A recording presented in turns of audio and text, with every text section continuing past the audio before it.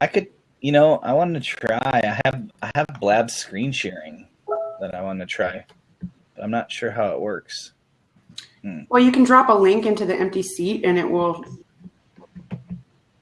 pin something. Oh yeah, no, I was watching Brittany the other day, and she actually was pretty cool. She was doing live Blab Tinder. Oh. and she was using this Blab extension for Chrome that allows you to bring in your screen, but I guess I don't know how it works, so I'll have to figure that out another time.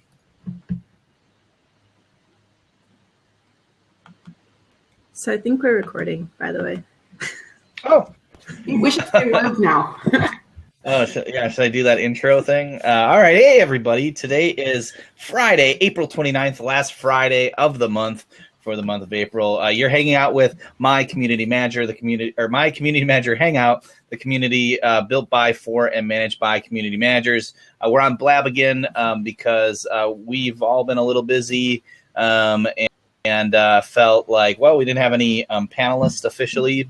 So Sherry and Kristen whipped up some questions today, and we thought, let's go on Blab and do what we did the other time we were not very prepared. And it worked out great. It was so cool to have you guys jump in and have tons of people participating. So, yeah, we're going to give it a shot. All right. So I guess everybody knows who we are, so we don't even have to introduce anyone. We could introduce people that are in the chat, which would be weird. But yeah, Sherry, what are we talking about today? Like, what's the topic? We're talking about integrity and the importance of integrity in building communities. Integrity. Yeah. Explain integrity a little bit for me. So I'm curious to hear your guys' definitions as well. But for me, this is kind of a hot topic because I really started looking into it more when I was involved in a mentorship relationship.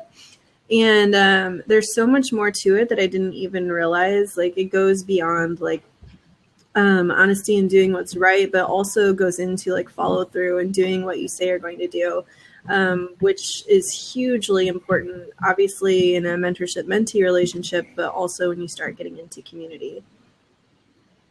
Cool. I like Lisa said in the chat, integrity is doing the right thing even when no one is looking. Yeah. That's a cool way to say it. What about you, Kristen? You on the same? I'm on the same line. I think a lot of people tend to mispair integrity with some sort of, moral high ground. I don't think it's about that. I think it's about sort of an internal compass, sense of ethics, and you can still be imperfect and make mistakes, but have integrity, and it really is tied into that. You being consistently consistent, whether anyone's looking or not. That you are who you are, and your sense of ethics sort of drive you regardless of the audience or lack thereof. Charlotte says integrity is no bullshit. Just be real. Yeah, it's like honest, right? Like just being honest and not trying to don't be a jackass. If you're not a jackass, you might have some integrity. I don't know. I don't have any of the questions in front of me, Sherry, by the way. Are they Maybe somewhere? I type them in over here. On the side. That'd be cool. Do that. Does anybody want to jump in and chat a little bit about integrity? Rachel, I see you say people often confuse integrity, what they think they should do. Integrity is personal to you and who you are, what you want to be. I like that. Jackasses can have integrity. Okay. Yeah, I agree with that. I think you can be a jackass and have integrity, at least if you're consistently what you strive to be, and whether anyone's saying if they're consistently a jackass. If you own it, you may not be likable, but you can still have integrity. If you're owning that and that's who you legitimately are, you can still have integrity. Yeah, like an honest jackass. Because it's really more about the realness than the subjective quality of one's character. It's about being real throughout. Oh, this is it. Okay, and in a second, I'd love Karina, if you could jump in and talk about more about what you put in the chat about PewDiePie and jackassery. So, hey, Alan, how are you? Speaking of jackassery, it's great to be on the your show again. No, hey, I like this topic of integrity. I think that as at Rackspace, we have a support community, and that integrity is very important in a support community. Once you start to lose that trust that you have with your customers, the people that you're supporting, they cannot trust you to provide them with the answers that they need to to keep their business up and running. And so, we work with a lot of businesses, small businesses and otherwise, and we really need to make sure that we have open lines of communication, and that everything that we work with them on is trustworthy, and that they can trust everything that we have to say. And even the other people in the community too, right? So as a racker, if I answer a question, they need to know that they can trust the answer. But then as other people answer support questions, we need to be able to make sure that those are trustworthy people too. Right on. It's my thought. I'll hop out so we can talk about PewDiePie and other jackasseries. So.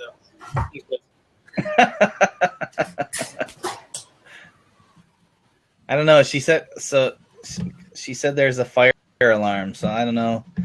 Hopefully Karina is not on fire.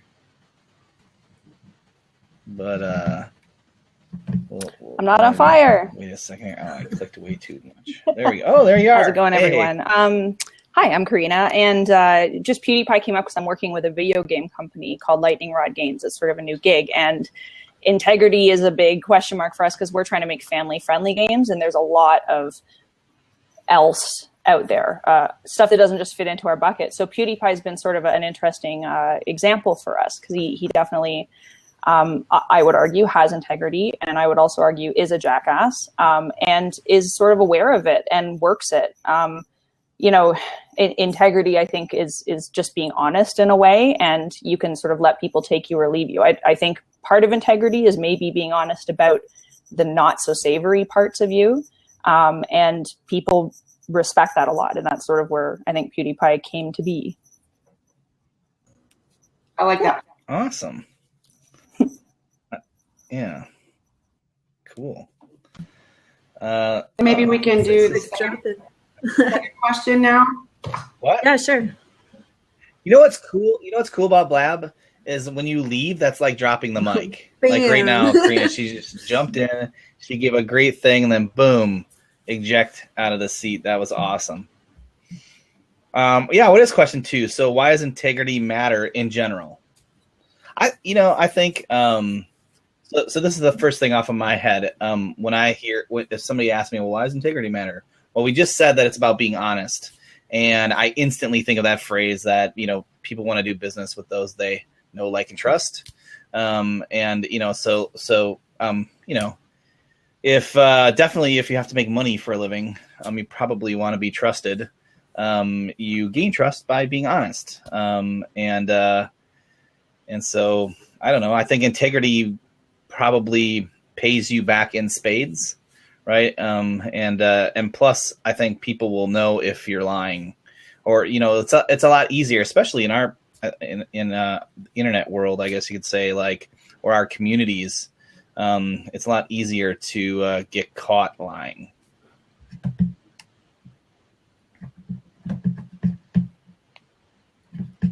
What say you, Sherry? Yeah, no, I think it's true. I think people have to, it goes back to trust, which we were talking about earlier, right? Like, people have to be able to trust you. And if you don't stay true to who you are and stay honest with people, then it's hard to build that trust. It's impossible to build that trust, really. Yeah. I don't know how to add to any of that. I agree. It's about the honesty and the realness, and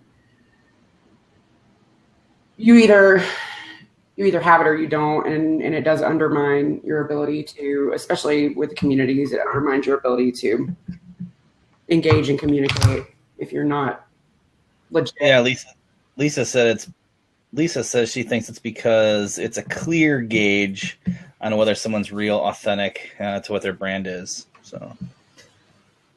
Yeah, and Mitch says, he's quoting Bob Marley here, the greatness of a man is not in how much wealth he acquires, but in his integrity and his ability to affect those around him positively.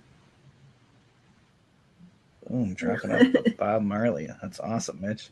Hey, Mitch, how are you, man? Hey, fuck the Jews, yeah? The Jews at 9/11, yeah? Okay. Jews, mate. I knew I shouldn't have done that, but I didn't want to be mean. You can't, dude, no. Okay. So.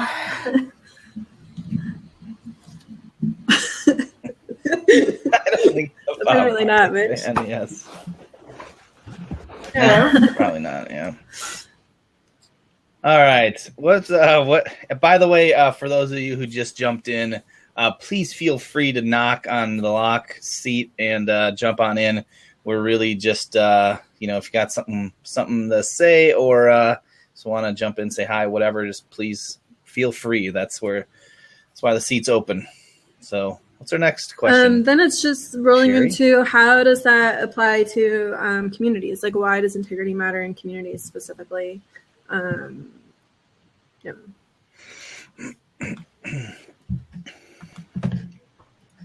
Hey, there's Mitch. I have to say hi to everybody. Hey, Mitch. Hey, I mean, Mitch. Hi. after last night's NFL draft, I don't know if you guys saw the real-time news engagement with one of the draftees, but it had a Bob Marley twist to it.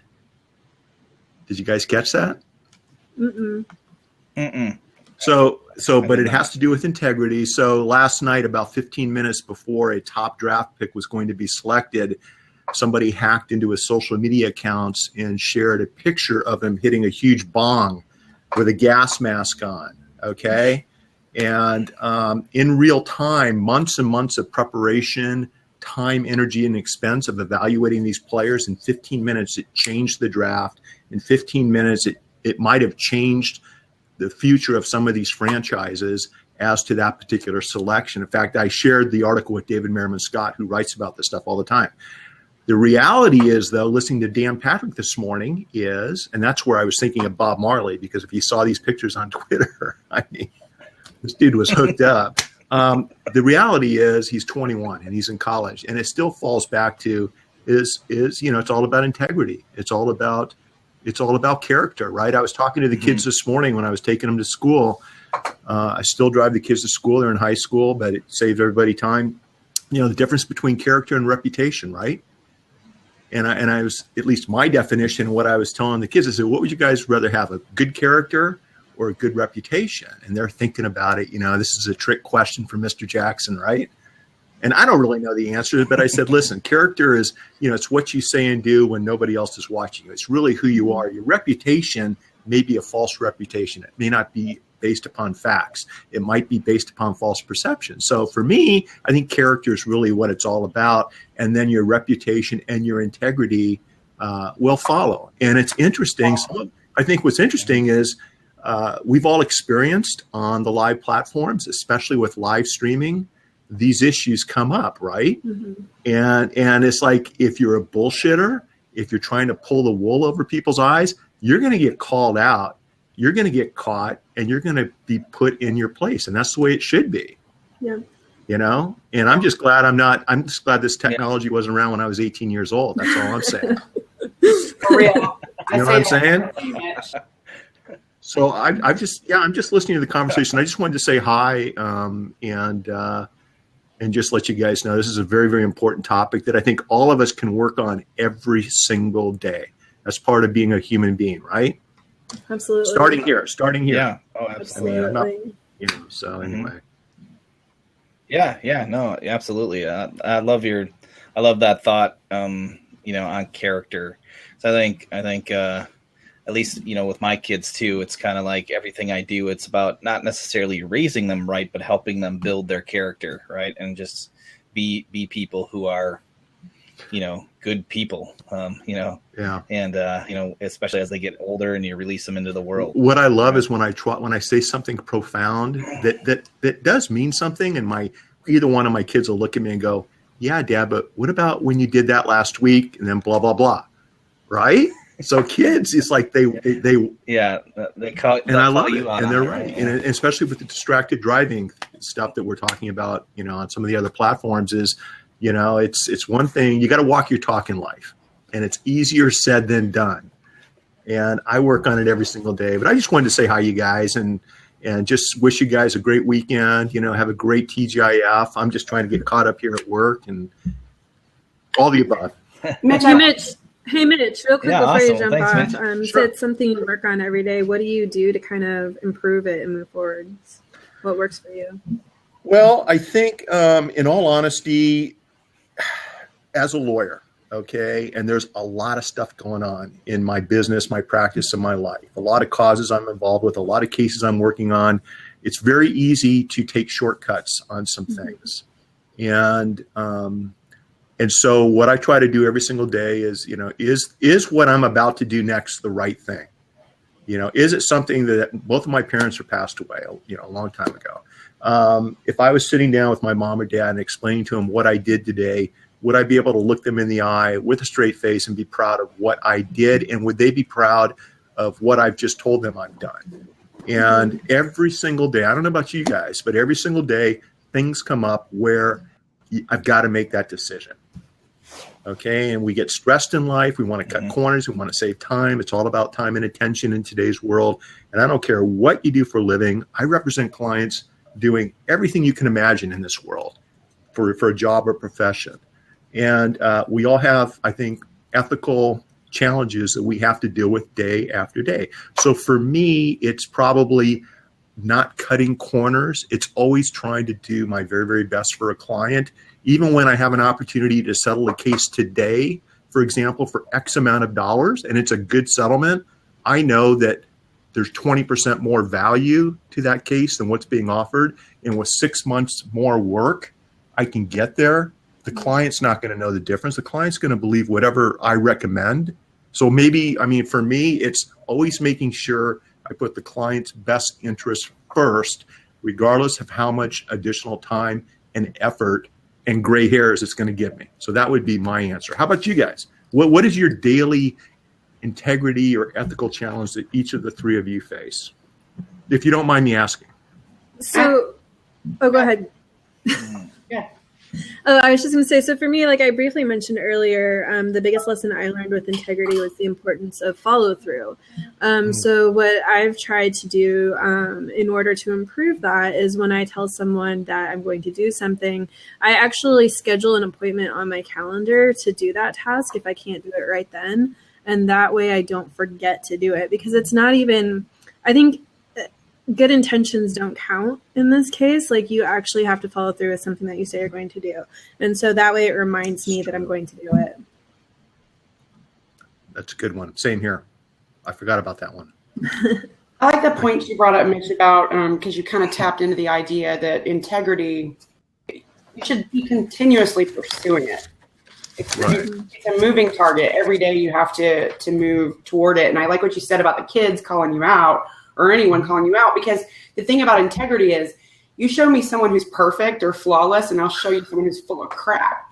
So if you have integrity, you can really see someone's integrity when they screw up or make a mistake or catch themselves being a hypocrite, because I'm sorry, we all do it. So when you catch yourself and then you check yourself and you go back and you go back and you try to fix it, I think that's really important. It's Christian and I both ride motorcycles, and it's like riding a bike. I mean, no matter how long you've ridden, there's always room for improvement. Life's like riding a motorcycle, because every single day there's a new circumstance, a new situation that comes up. When you race, you can always improve your skills. So you never stop learning and practicing and trying to improve. How about you, Jonathan? Well, I think this is something I feel like as I think about it, I really battle with, because between, like, on a couple different levels, right? Like, so one is that, especially lately, I feel like I'm very, very busy at work, overwhelmingly busy. And so, a lot of things that people are counting on from me aren't happening, and you feel like you're dropping the ball. And so you gotta take off the superhero cape every once in a while and, just say, no, I'm sorry, I can't do that. So you're not, unintentionally being dishonest about being able to finish work or drop the ball. I think the other thing for me too, I think recently I've discovered about myself is I like telling stories. I love storytelling, but it's kind of like the fish that just keeps getting a little bigger every time you tell the story. Right. And just kind of some self-reflection of, of that for me personally is like, in social situations, dialing that back. And, I think it's, if anything, it's about being self-aware, right? About saying like, hey, I want to do better. I want to be better. And just kind of thinking for a minute, okay, well, where do I screw this up? Well, I like to crowdsource my accountability. So like when I catch myself having a lapse in integrity or doing something that I think is just wrong and I bust myself doing it, I'll like go on Facebook or something and I'll be like, you guys, I just did this and that's not cool. So duly noted, I just kind of like put it out there because it makes me feel less dirty and like I'm calling myself to account for it. Well, Jonathan's comments let me show you guys something. This is my Friday table over here. Let me show you. You see that far table, that stack of stuff? That's everything that I'm supposed to do before I leave the office today, right there. Okay. And I was actually thinking about cutting out after lunch and calling it a week. But you know what, Jonathan? I need to get that stuff done. I am not, see, you guys just mini crowdsourced my integrity and responsibility to get all of that fun stuff done. So thank you, Jonathan, for ruining my afternoon. Well, if you think about it, Mitch, so my mentors around me have this saying of JFDI, which is just focus and do it. Sometimes in stressful situations, the F is a little bit harsher, but it's like sometimes when that work piles up, it's like, well, if I don't just get through this, it's going to be there tomorrow or Monday. And then you're not ready for when the next mountain of work comes in, because it just adds to it. I have to have a lot of talks about with my son about that, because he procrastinates a lot with homework and like, oh, well, it's not too much. I'm behind yet. And then all of a sudden it just adds up. But I certainly have that problem sometimes when I get stuck. I'll do everything possible to put things in my own way just so that I don't finish, some Well, I'm going to step up. I'm going to take your advice. But I'm going to do. I'm going to get off the lab and I'm going to get this stuff done. But you guys have a great weekend, okay?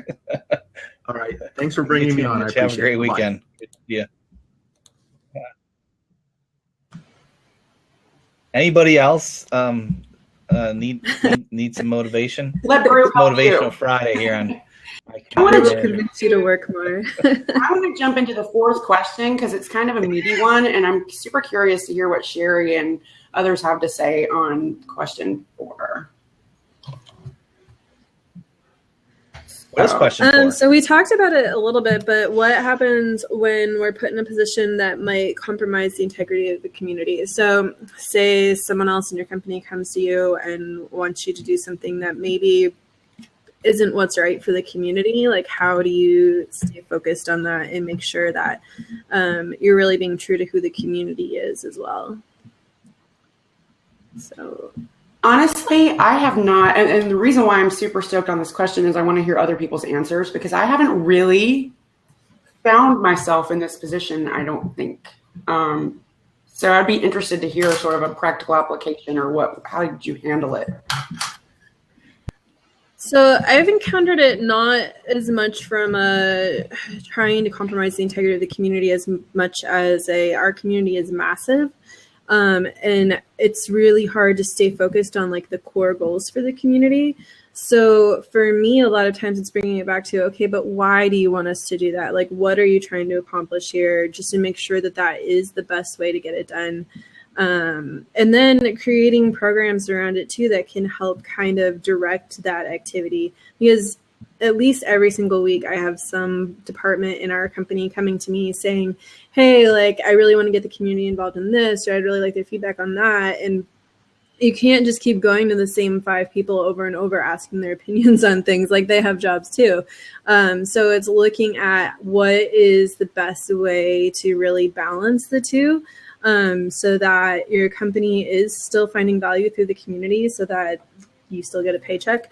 But also to where when you're asking for help, it's also helping the community member in some way, shape, or form, and you're balancing it out across them as well. So I work in one of my clients is a very large compliance. They produce compliance materials such as codes of conduct, all kinds of things that go into universities, large corporations, small businesses. You'd be amazed at the kinds of things that we produce. Lately, we've been producing materials that talk about what to do in active shooter situations. And so my suggestion is if it's a community that is a corporate community, there should definitely be a code of conduct. I would suggest that people be using e-learning materials and even applets.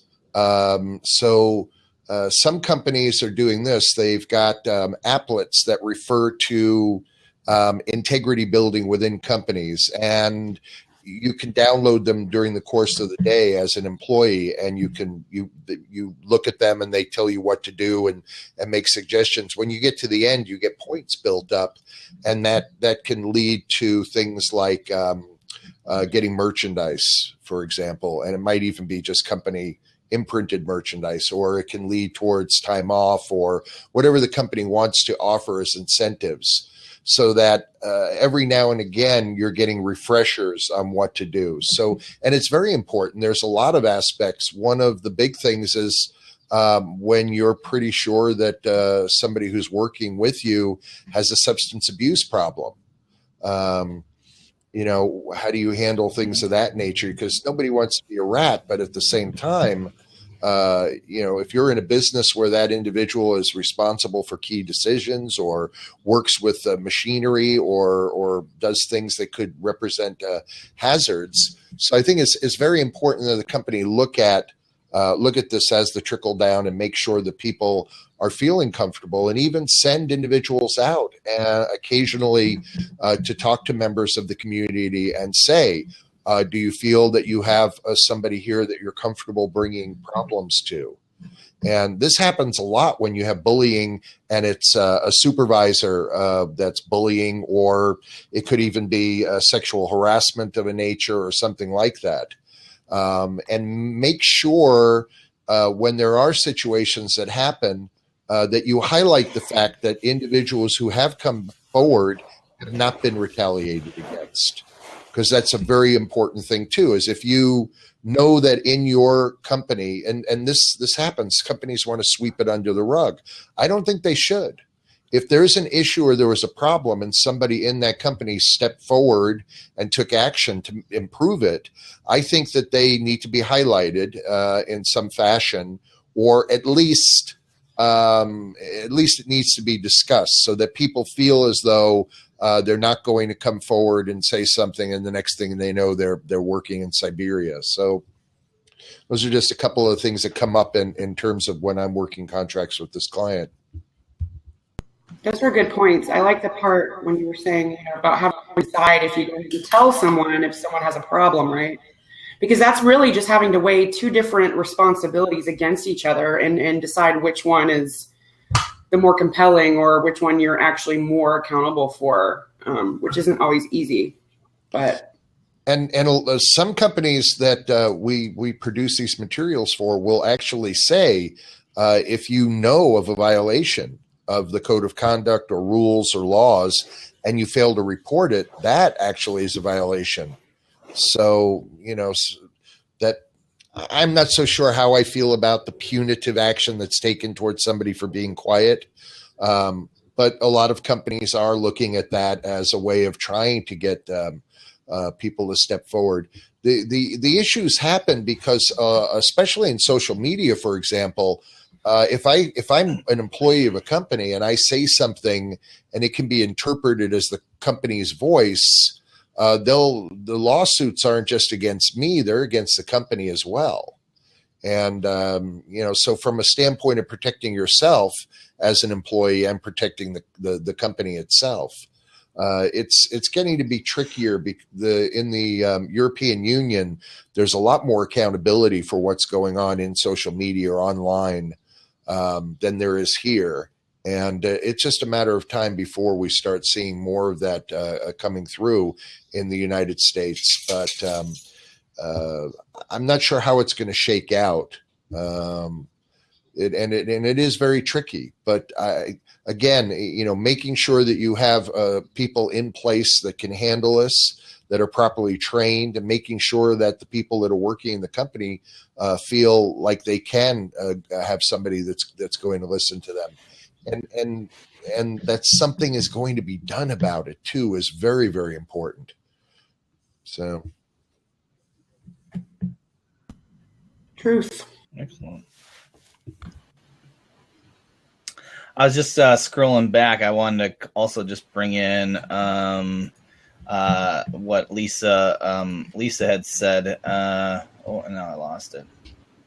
Oh, here we go. The tension of that type of situation can move us into the right headspace to resolve things. It's not always necessary to resolve the issue, but use the issue to strengthen the community. Yeah, I really liked that point as well. Definitely. And Karina mentioned actually before she jumped off, when you and Mitch started talking about parenting and how integrity plays in, she mentioned that parents and moderators kind of have similar roles there, which I thought was a really interesting way to tie that back to integrity as well in communities, is looking at it is like the moderator's responsibility and the community manager's responsibility to set that example and to be that positive example of integrity in their communities. And that does come back to code of conducts, like we were just talking about, and those community guidelines, and making sure that everyone's aware of them and how to follow them, because that is the integrity baseline, if you will, that you've agreed upon as a community. I love how we keep circling back to the documentation, because that really does take quite a bit of the subjectivity out of it. If you have substantial and detailed code of conduct or terms of participation or whatever you call them in your community, then that eliminates a large chunk of possible conundrums. Here it is in black and white. Yeah. Right? You're like, well, look, this is why you got banned. Yeah. And more so moving away from I'm going to hand somebody a binder and then that's going to be it. But doing it online and making sure there's actual engagement going on, so that the person isn't bored out of their mind while they're getting this information. That's helpful. And then some way that they can actually respond to the information that they've received and take some sort of exam or test.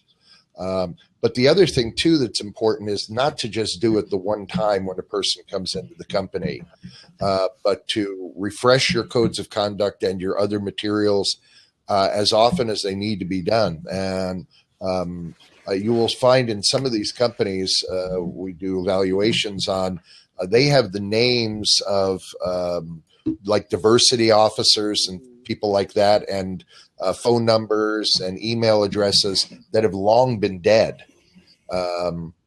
The other thing that's really good that we've been doing with a number of the companies is instituting 24/7 hotlines that are both telephone hotlines and also online hotlines, so that people can report things anonymously.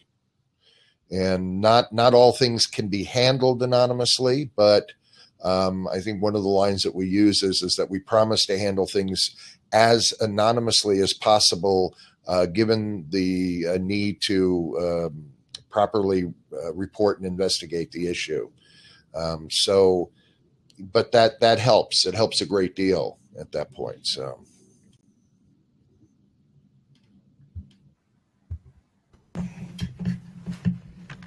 see what else we got. Sherry, you want to move on to the next question? Keep us on time here. I know what it is. You're muted, by the way.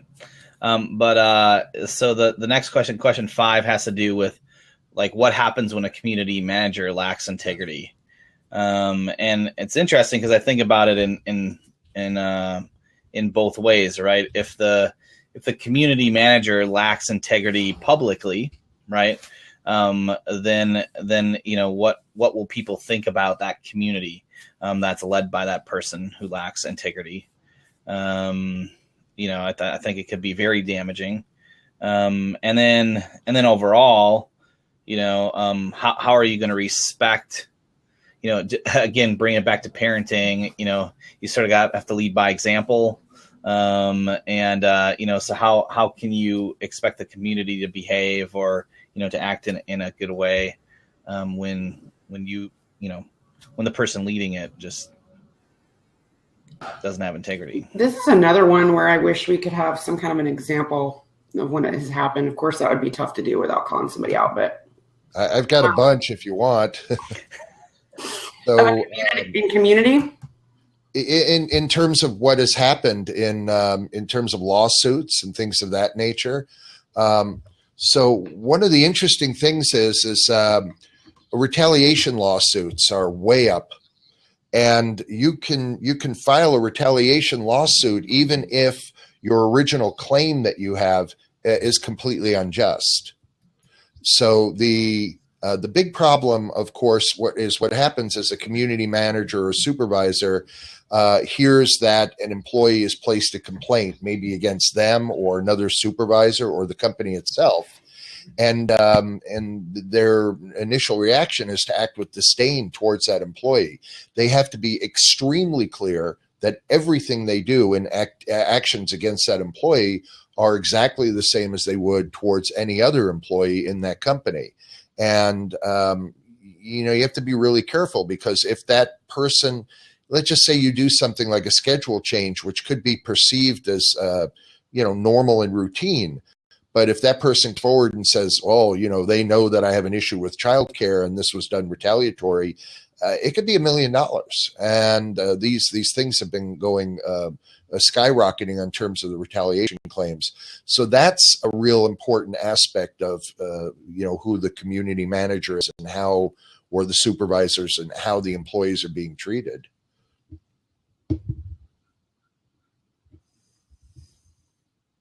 Oh, Sherry, you're muted. It again, Sherry. Sorry, motorcycles keep driving by, so I mute myself. I was just saying Lindsay had a good point on the side here about a community manager who lacks integrity will either be a total yes person or will smack talk their users when not interacting with them. And both are definitely not ideal situations. Is it Lisa? Is Lisa a London lady? Okay. Sorry, Lisa, I didn't know. She was also saying if the manager lacks integrity, the community will become cowboy or rogue, and the loss of control becomes clear, which will either give a lot of the wrong members, or members go down in numbers. So. About community building for marketing, I keep talking about employee management issues. I'm sorry, okay, well, it says community building. Are we not talking about community building within companies, or what are we? So we usually focus a little bit more around like online communities and external communities. And I think what you're talking about is a little more internal communities, which we sometimes talk about, but it's not usually what we focus on. So I think that's where. I'm sorry. Okay. No, it's totally fine. You've had a lot of good insights for sure. But yeah, I think there are certain overlaps, and again, there's no reason if you have an online community that you can't have rules and regulations and codes of conduct and hold people accountable to them. Yeah, absolutely. The fundamentals are the same, Yeah. Best practices and so. So if you're talking about community building and it's not, strictly a structure like a corporation or even a sole proprietorship, do you still look at the community building as having top level accountable individuals? So yeah, usually when we're talking about communities, we still have usually what we call a community manager, who it's usually their role to organize moderators if they have a team of moderators, and really just help connect the community with each other and with the company if it's for a company, and just make sure that everyone's kind of moving each other forward. So that's where that role kind of comes in, which a lot of us on this chat are in that role, and so that's why we come together and talk about it each week. Gotcha. Okay. Yep. And again, if somebody wants to take my seat, that's fine. I thought I had something to contribute to this. Oh.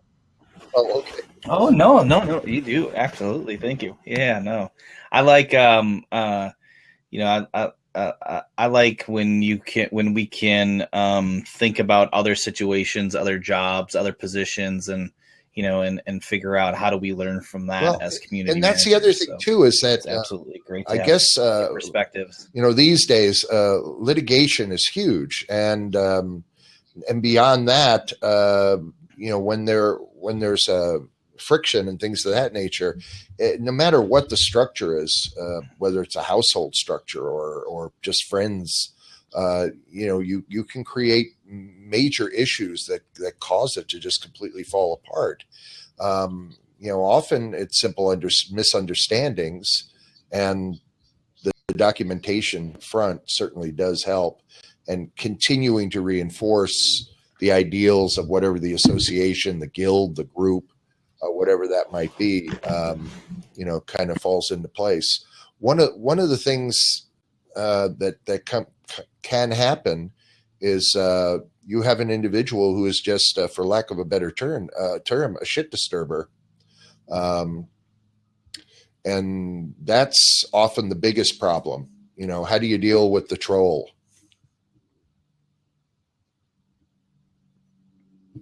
So that actually ties into question number 6. Oh, Sort of. It's a good segue. So there you go. So trolls. That's I think I mean specifically in a community, I think a troll is there trying to really stir up the pot, probably closer to that jackass or jackassery that we talked about before. I think I think if your community itself is a strong one, you would hope that somebody who lacks integrity would be called out, and really, almost corrected by the community, right? Because I think we talk a lot about if you've built the right community. Sorry, I just had a pop up here. So if you built the right community, they're doing things like helping you moderate, helping you answer questions, helping curve bad behavior, and things like that. So when you say called out, Jonathan, how would you suggest that actually be done? I'm probably not the best person to answer that question, just because I'm usually pretty blunt about things, and for me, I like just being direct. I'd much rather just as long as the community is you want to do things in a way not to be an a-hole, right? But it's still best, I think, to be direct about stuff. Because and it's probably, and you're probably not calling them out in public. You're probably, private messaging them, whatever, basically calling them out face to face, just sort of addressing it like, hey, you're doing this, we can all, I see it. I don't know if others do, but I just want to make you aware of this, almost like you're helping them.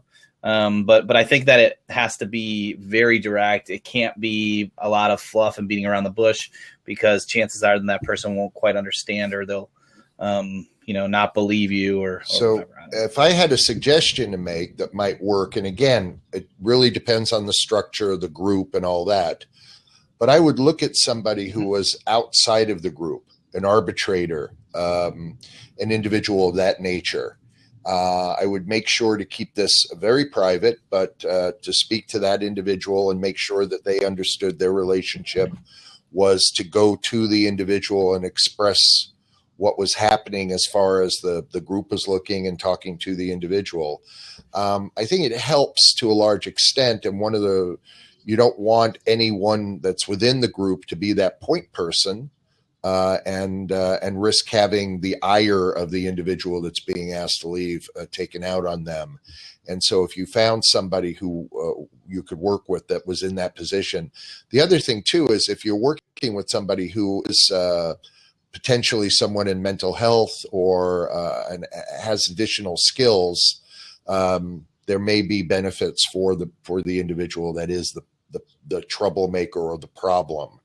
And the idea really is deterrence and not punishment.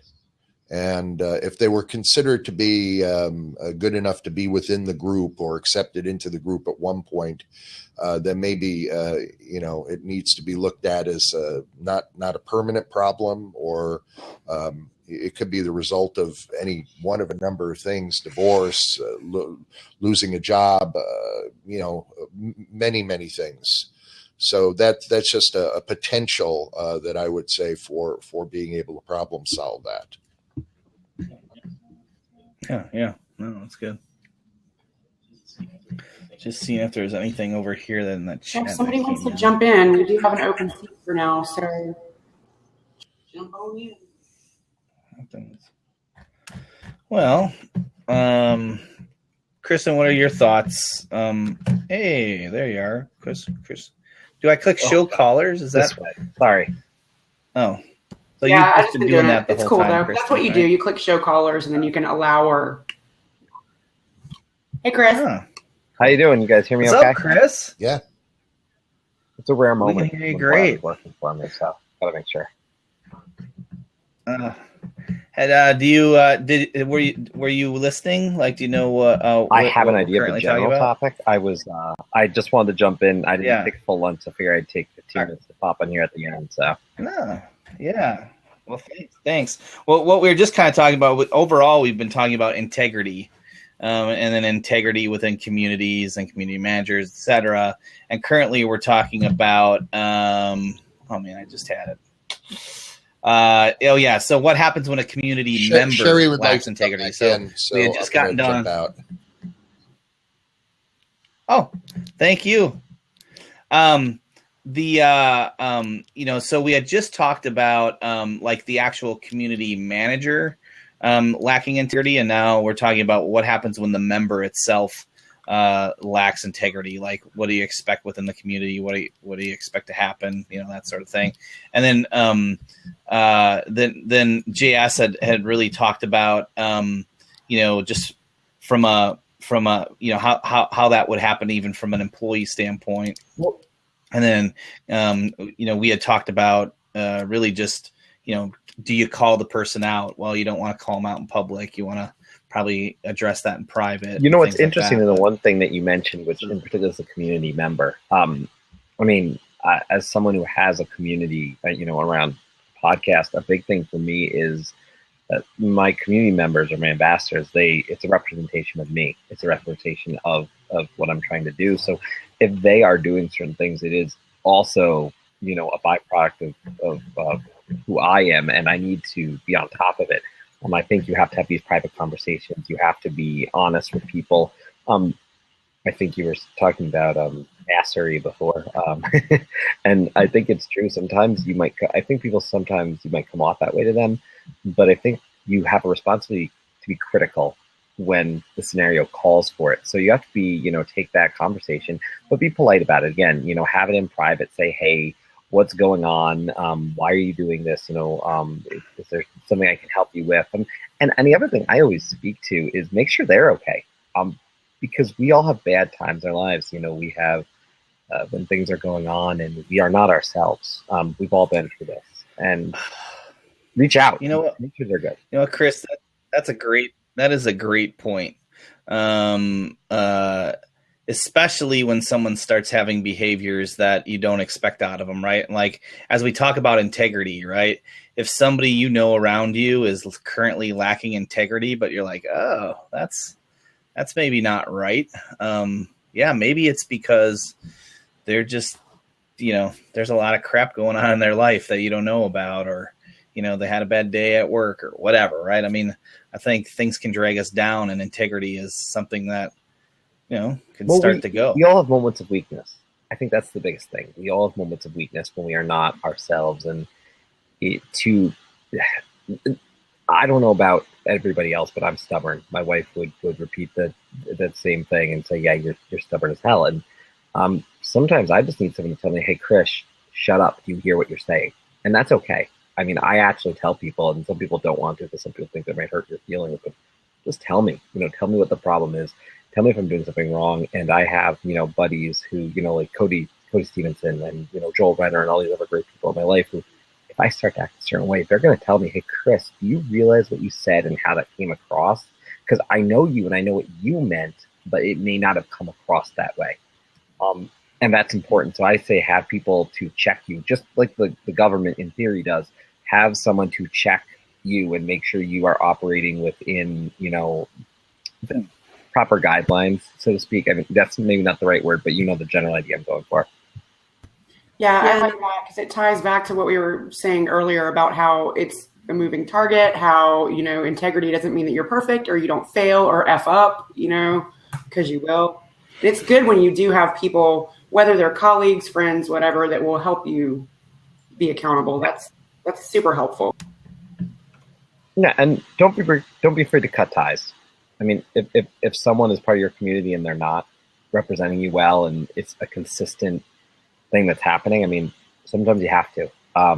It's unfortunate, but don't be afraid to do that if they're going to represent you poorly in what your brand or your company or your mission. It all depends. What that community is, but communities they come in all shapes and sizes, and we have to be prepared to look out for them.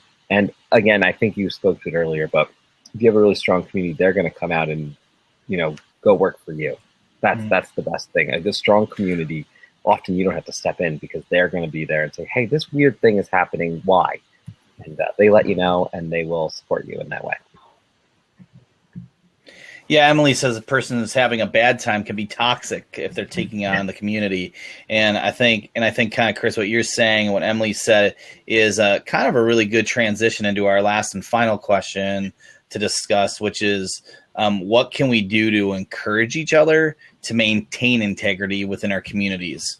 And I would say, just to start off the conversation, that it probably starts right here, right? Like it starts with encouraging each other to have integrity, and then that can bleed through into the community. Yeah, absolutely. Right? It goes back to being that example. And like Lindsay just said, one of our jobs is to really hear the people we serve, and I think that ties back to what Chris was saying. Really, is if someone's seeming a little off, like find out what's going on. Like I've had that happen before. I had a community member make a comment and I was like, you would never say that, like ever. Even if you thought it, you would never say that out loud like that.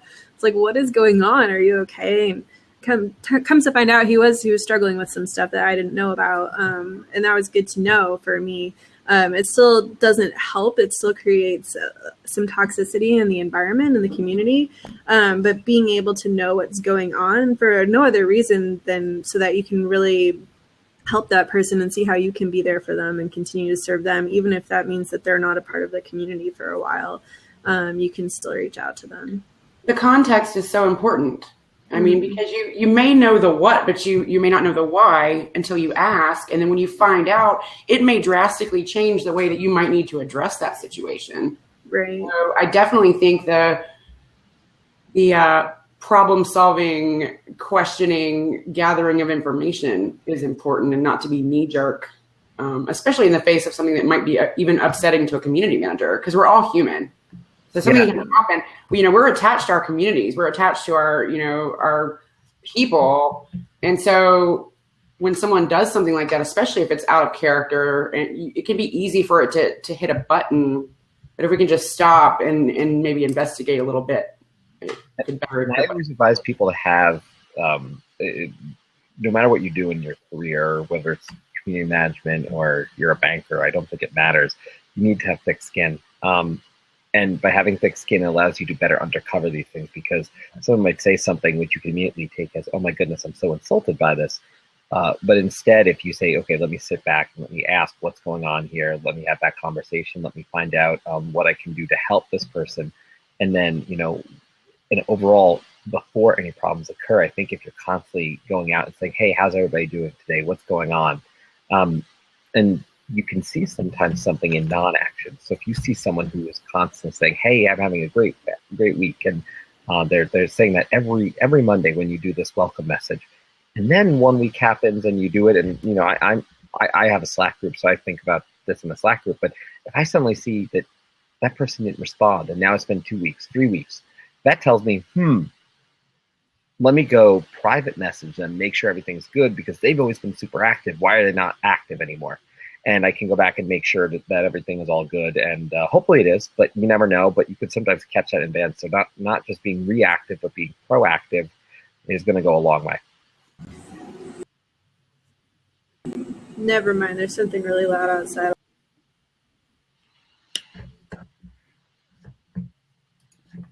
I think just the biggest thing here is that whatever you do, and this always helps me even in my worst moments, is think about, if I say this is, I have to be able to back it. And if you can't back something you're saying, probably shouldn't say it at all. And so no matter how you're feeling, think about what your own reaction would be to that if you looked at it a week later. Because sometimes we say things in the spur of a moment and there's angst and there might even be anger, but then we go back and say, oh my God, I sound like a complete jerk. And it wasn't an intention, but at the time, because we didn't think about it, that's what we did. And yeah, and then again, we represent communities, we represent our jobs, we represent, if we are part of, a family of sorts in some social circle, it's going to come back. It's going to come back to us, and someone's going to tell us what we said and the fact that we shouldn't have said it. So that's kind of the way I look at it. Just check yourself, Yeah, the desire and the tendency to self-examine and to understand that you aren't perfect, but to be able to try to recognize and course correct when you mess up, I think is a sign of integrity. We're never all going to agree. We're never going to all, we all see life and issues from our own seats. But integrity is about, that self-examination, I think. It's not about... So we can all learn. This is a bit delayed at this point, but the garbage truck has gone now. But what I wanted to say, which was actually timely at the time, was that, yes, we need thick enough skin to where we don't take things personal, because a lot of times it's more of a knee-jerk reaction and not the actual context of what's going on, but not so thick that we lose that empathy, because that empathy is what makes us so good at what we do. Exactly. I agree. And we're not bulletproof. We can't be. And then that runs us out of time, guys. I will close with, Ice Cube talked about integrity when he said, you better check yourself before you wreck yourself. Yeah. So he was talking about reflection and integrity right there. So, all right, guys. Well, thanks for hanging out with us on Blab. This was fun. Probably next week be back over on YouTube Live Hangouts. But Sherry, do we have a topic? We don't. Week? We have a few topic suggestions I need to look through, but we don't have one set yet. So if you have ideas, please feel free to send them my way. Yeah, please, guys, head over to www.mycmgr.com, click on participate, fill out that form. That's how you guys help us keep things moving each Friday with your ideas, topics, and connections. So thanks, guys, and have a great weekend. Bye, guys.